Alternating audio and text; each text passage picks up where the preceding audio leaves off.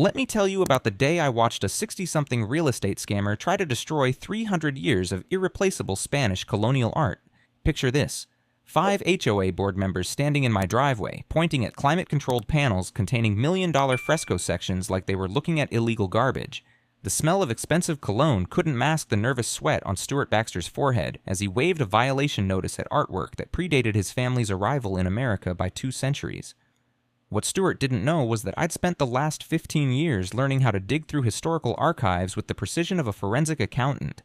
And when you threaten the cultural legacy I'm preserving for my kids, you better believe I'm going to use every skill I have to bury you. Hold up though, before I tell you how this HOA director ended up in federal handcuffs, I need to know something. Drop a comment and tell me where you're watching from, because I'm genuinely curious if HOAs are destroying cultural heritage everywhere, or if New Mexico just attracts the worst kind of petty tyrants. The thing is, none of this was supposed to happen. My name's Gabriel Morales, but everyone calls me Gabe, and up until 6 months ago, I was just a guy trying to make a living restoring art while raising twin 15-year-olds as a single dad. My wife Carmen died from COVID 2 years back, and honestly, the only thing that kept me sane was losing myself in the painstaking work of bringing centuries-old frescoes back to life. See, I specialize in Spanish colonial church art from the 1600s and 1700s. It's niche work, but there's more demand than you'd think, especially here in New Mexico where half the museums have pieces that haven't been properly conserved in decades. The work requires this specific combination of art history knowledge, chemistry, and what I call archaeological patience, the ability to spend 6 hours removing a square inch of overpaint without damaging the original underneath. After Carmen passed, I converted our 2-car garage into a proper restoration studio. We're talking museum-grade climate control, specialized lighting, and storage systems that maintain exactly 68 degrees and 45% humidity year-round. Had to invest about $30,000 in equipment, but it was either that or drive 4 hours to Santa Fe every time I needed to work on a piece properly. The twins, Sophia and Miguel, they'd come home from school to find me hunched over a microscope, painstakingly cleaning layers of grime off an angel's face or stabilizing flaking paint on a colonial-era saint. Carmen always said art was how we stayed connected to our ancestors, and after she died, teaching the kids about their heritage through these restoration projects became my way of keeping her memory alive. Our neighborhood, Monterey Hills, sits on the outskirts of Albuquerque in this area that used to be old Spanish land grants. Beautiful adobe houses, strict architectural requirements to maintain that Southwest aesthetic, and the kind of property values that attract both genuine art lovers and the worst kind of pretentious new money.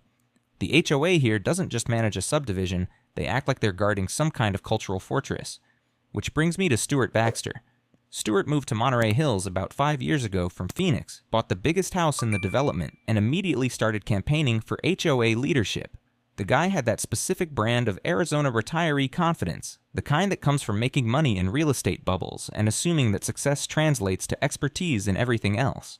He drove a white BMW X7 that always looked like it had just been detailed, wore those expensive golf shirts even to HOA meetings, and had this habit of starting sentences with, well, in my experience in real estate, the man collected authority positions like some people collect stamps. But here's what made Stewart dangerous. He was smart. Not wise, not ethical, but definitely smart. Within 2 years of moving in, he'd gotten himself elected to the HOA board, then maneuvered his way to director. He understood exactly how to use bureaucratic procedures as weapons, how to make legal language sound reasonable while hiding predatory intentions. The first time I really noticed him was at a neighborhood barbecue about a year ago. He kept asking pointed questions about my art business and whether I was properly zoned for commercial activities. At the time, I figured he was just being nosy. Guy sees a garage full of expensive equipment and assumes someone's trying to run a side hustle. Carmen always told me I was too trusting. She would have spotted Stewart's angles immediately. The first official shot across my bow came on a Tuesday morning in March. I was working on a section of an 18th century altarpiece, delicate work that required absolute concentration, when my doorbell started ringing insistently. Through the security camera, I could see a woman in a business suit holding an official-looking envelope. The violation notice was printed on HOA letterhead and signed by Stewart himself. Unauthorized commercial activity was the headline, followed by 3 pages of single-spaced text essentially arguing that my restoration workshop violated our neighborhood's residential-only zoning. The language was careful, almost surgical in its precision. According to Stewart's interpretation, my climate-controlled storage of museum artifacts constituted operating an unlicensed museum. My occasional meetings with curators and art historians were evidence of commercial client consultations. The delivery trucks that brought fresco sections to my workshop were commercial vehicle traffic inappropriate for residential streets. I had 15 days to cease all non-residential activities or face daily fines starting at $750. Here's something most people don't understand about HOA violations. They're designed to be financially devastating. $750 a day adds up to over $27,000 in just 5 weeks. For a guy making $85,000 a year supporting 2 teenagers, that's not just a fine, it's a financial death sentence. But the really insidious part was how reasonable it all sounded on paper. Stewart wasn't saying I couldn't work on art, he was just asking me to follow proper commercial zoning procedures. He wasn't attacking my cultural work, he was simply ensuring neighborhood compliance with insurance and safety regulations. The smell of fresh coffee couldn't mask the bitter taste of panic as I read through those pages. This wasn't random HOA overreach. This was targeted, systematic, and designed to destroy my livelihood. I spent the next week trying to handle things diplomatically. Called Stewart directly, scheduled a meeting with the full HOA board, even got letters of support from the museums I worked with explaining the cultural importance of my restoration work. Professional, respectful, by the book, exactly the approach Carmen would have advised. Stewart listened to everything with this expression of polite concern, taking notes on a legal pad and asking clarifying questions that seemed designed more to find new violations than to resolve the existing ones. When I finished my presentation, he leaned back in his chair and delivered what he probably thought was a reasonable compromise. "Gabriel, I appreciate your passion for this work. I really do. But rules are rules, and if we make exceptions for one person, where does it end?" He gestured around his immaculate living room like he was protecting civilization itself. "I'm sure you can find a proper commercial space for your activities. There are several industrial areas near the airport that would be perfect for this kind of work. The Airport Industrial District, where the temperature fluctuates 40 degrees daily and the humidity changes with every weather front. He might as well have suggested I store the frescoes in a storage unit. That's when I realized Stewart either genuinely didn't understand what art conservation required, or he understood perfectly and simply didn't care. Either way, diplomatic solutions weren't going to work. The daily fine started exactly 15 days after the initial notice, $750 automatically charged to a special assessment against my property taxes. In New Mexico, HOA fines become tax liens, which means they can eventually force foreclosure if you don't pay them. But Stewart wasn't content to just bleed me financially. Over the next month, he launched what I can only describe as a campaign of bureaucratic terrorism designed to make my work impossible. First came the safety inspections. Apparently, my workshop's electrical systems needed to be verified by the county. Then the fire department needed to assess whether my climate control equipment created fire hazards inappropriate for residential areas. Each inspection required me to shut down the workshop for a full day, which meant stopping work on time-sensitive restoration projects. Then Stewart got creative with the delivery restrictions. See, fresco sections are transported in specially designed crates that require panel trucks for safe transport. These aren't huge vehicles, think UPS truck, not 18-wheeler, but they're technically commercial vehicles, according to HOA regulations. Suddenly, I was getting violations every time a museum delivery arrived. The drivers, who were just doing their jobs, started getting hassled by HOA compliance officers, basically neighbors Stewart had deputized to photograph and report any suspicious activity. The psychological pressure was incredible. Every time I heard a car door slam outside, I'd look up from my work expecting another violation notice. The twins started asking why I seemed so stressed all the time. Sophia, my daughter, even offered to get a part-time job to help with money, which broke my heart. But the worst part was watching how the stress affected my work. Art restoration requires this meditative focus where you disappear into the process for hours at a time. It's like surgery. You can't be thinking about anything else, or you'll make mistakes that damage irreplaceable cultural artifacts. When you're constantly watching over your shoulder for the next bureaucratic attack, that focus becomes impossible. The breaking point came in late April. I was working on the final section of a fresco commissioned for the 400th anniversary celebration of Santa Fe's founding. This wasn't just any restoration project, it was going to be the centerpiece of a major cultural exhibition celebrating New Mexico's Spanish colonial heritage. Stewart knew exactly how important this project was because the story had been in the Albuquerque Journal. Governor's office involved, tourism board promoting it, the whole thing. This was my reputation piece, the kind of project that establishes you as the expert in your field.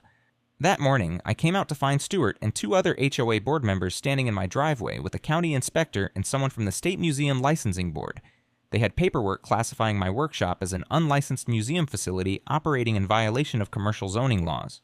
The inspector, clearly uncomfortable with being used as Stewart's enforcement tool, explained that if I was storing and displaying museum-quality artifacts for public education, I needed commercial museum licensing. The licensing process would take 6 to 8 months and require relocating to commercially zoned property. Stewart stood there with this expression of fake sympathy, like he was really sorry the state had to shut down my little hobby business. But I could see the satisfaction in his eyes as he watched my world crumble. "I'm sure the Santa Fe project can wait until you get properly licensed," he said. "Art has survived this long, after all." That comment right there, that dismissive reduction of 3 centuries of cultural heritage to something that could just wait, that's when I stopped playing defense and started thinking about offense. But here's where Stewart made his fatal mistake. In his eagerness to destroy my workshop, he'd forced me to dig deep into property records, zoning histories, and legal precedents. And when you teach a guy who spends his professional life researching historical documents to research legal documents, you better be damn sure your own paperwork is spotless. That evening, after the inspector left and Stewart had driven away in his detailed BMW, I sat in my workshop surrounded by half-restored frescoes and started thinking about everything I'd learned from 15 years of archival research. See, here's something most people don't know about New Mexico property law. We have some of the most complex land ownership history in the country. Spanish colonial land grants, Mexican territorial law, American territorial adjustments, statehood complications.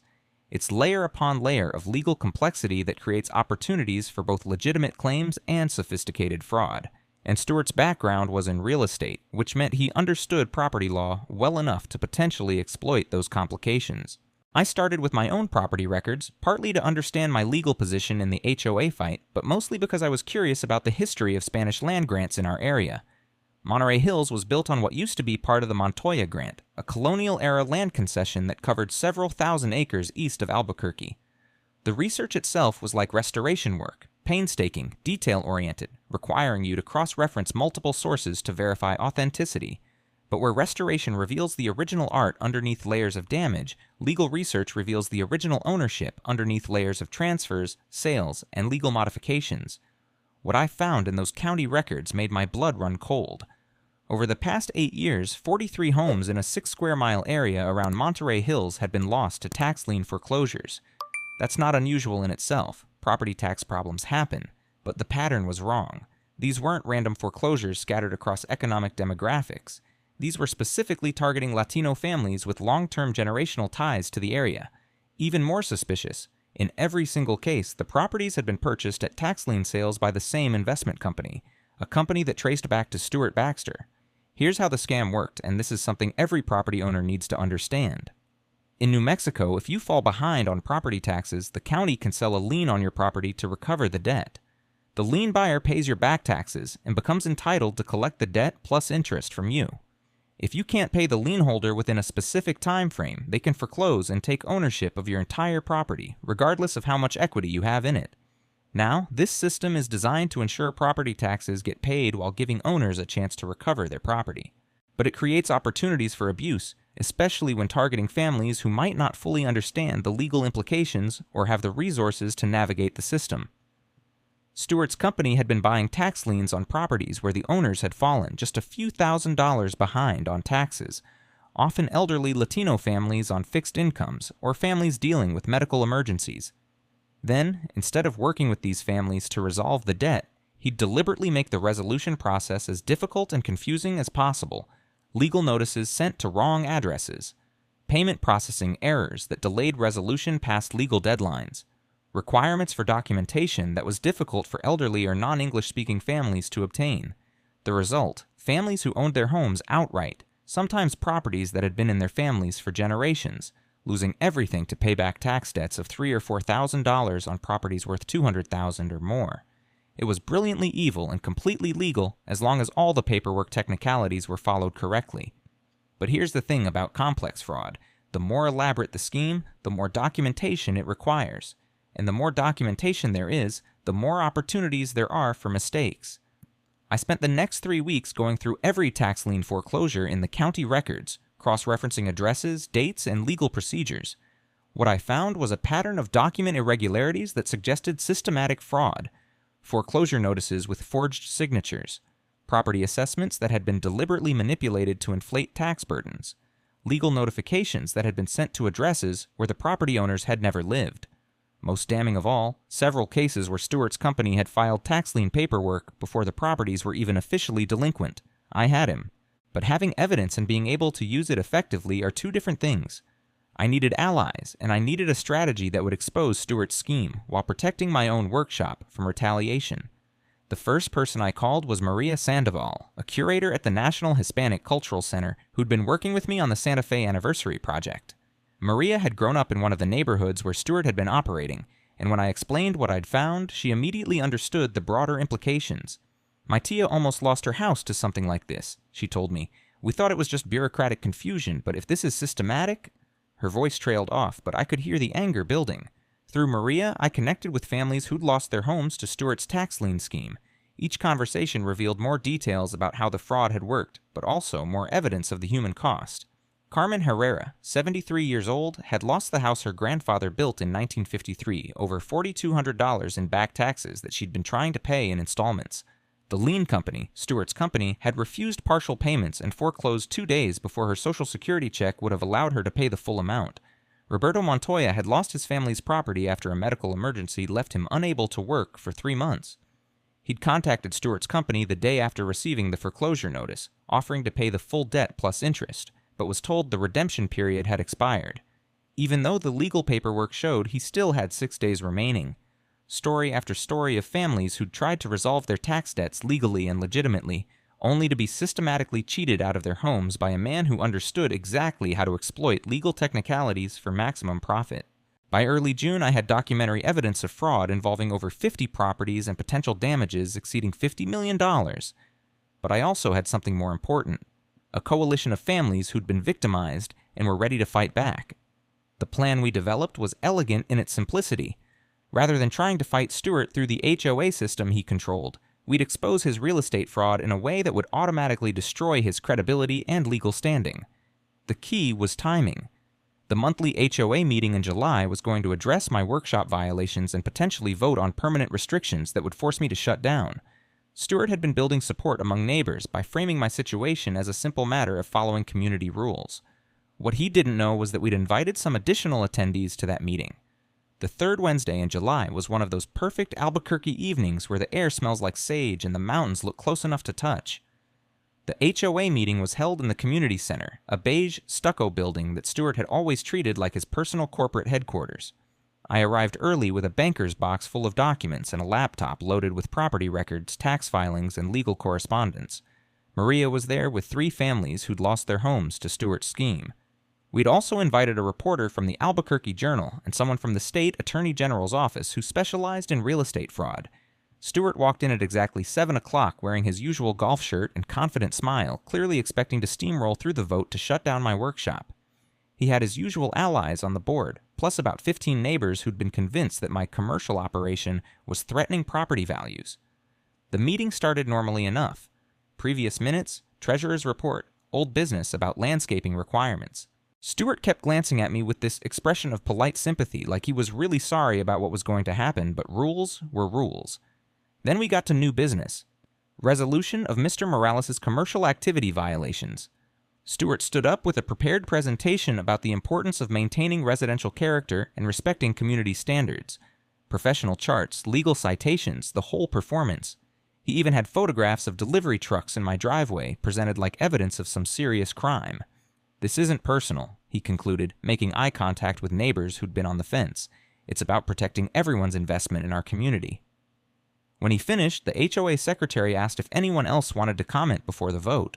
I stood up and walked to the front of the room.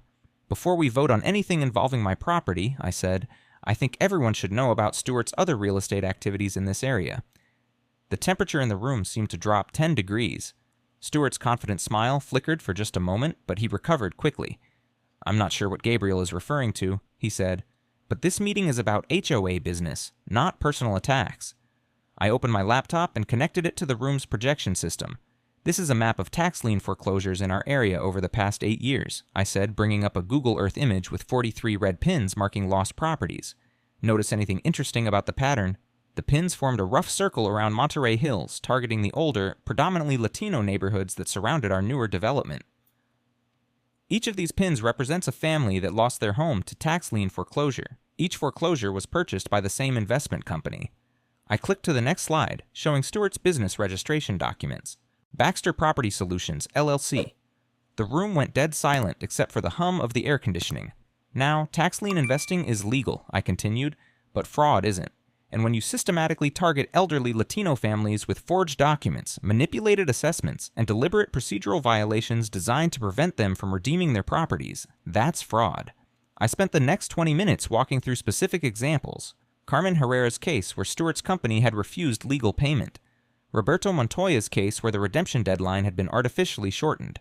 3 cases where foreclosure notices had been filed with forged signatures. With each slide, Stewart's face got paler and his confident posture began to crumble. But the knockout punch came when I displayed copies of tax lien filings that had been submitted before the properties were even officially delinquent, clear evidence of premeditation and systematic fraud. The families affected by these fraudulent foreclosures are here tonight, I said, gesturing to Maria and the 3 families we'd brought. They want their homes back. The state attorney general's office wants to file criminal charges, and the FBI is very interested in the interstate commerce aspects of this scheme. That last part wasn't technically true yet, but it would be by the end of the week. Stewart tried to respond, stammering something about misunderstandings and proper legal procedures, but his voice was shaking and sweat was visible on his forehead despite the air conditioning. Then the reporter from the Journal started asking questions about specific properties and legal procedures, and Stewart realized his entire scheme was about to become front-page news. The HOA vote was postponed indefinitely. Stewart submitted his resignation that night via email, citing personal family matters that required his immediate attention. Within 2 weeks, the state attorney general had filed fraud charges. Within a month, federal investigators had identified interstate wire fraud, money laundering, and civil rights violations that carried potential sentences of 30 years in federal prison. The civil lawsuits started flowing immediately. 43 families demanding the return of their properties plus damages for lost equity, emotional distress, and legal fees. Stewart's personal assets, including that pristine white BMW, were seized to cover potential judgments. But the most satisfying part was watching the community rally around the families who'd been victimized. The same neighbors who'd been ready to vote me out of the neighborhood were now organizing fundraising drives and volunteer legal support for elderly Latino families trying to reclaim their stolen homes. My workshop? The new HOA board not only dropped all violations, but passed a resolution designating it as a community cultural asset, deserving of special protection. The Santa Fe Anniversary Project was completed on schedule and became the centerpiece of the most successful cultural tourism campaign in the state's history. The twins learned something valuable about fighting for what matters and using your skills to protect your community. Sophia is now considering studying art history in college, while Miguel wants to become a civil rights lawyer. As for Stewart, he's currently awaiting trial on 14 federal charges while living in a Phoenix apartment that's roughly the size of my old garage. His real estate license was revoked, his assets liquidated, and his reputation destroyed so thoroughly that his name has become local shorthand for HOA corruption. Sometimes justice takes its sweet time, but when it finally arrives, it's absolutely beautiful. Next week, I'm going to tell you about a software engineer in Portland who discovered his HOA president was using community funds to pay for his daughter's wedding. That story involves cryptocurrency fraud, a very angry group of millennial homeowners, and the most creative use of GitHub I've ever seen. But for now, drop a comment and let me know. Have you ever seen your HOA abuse their power to hide bigger crimes?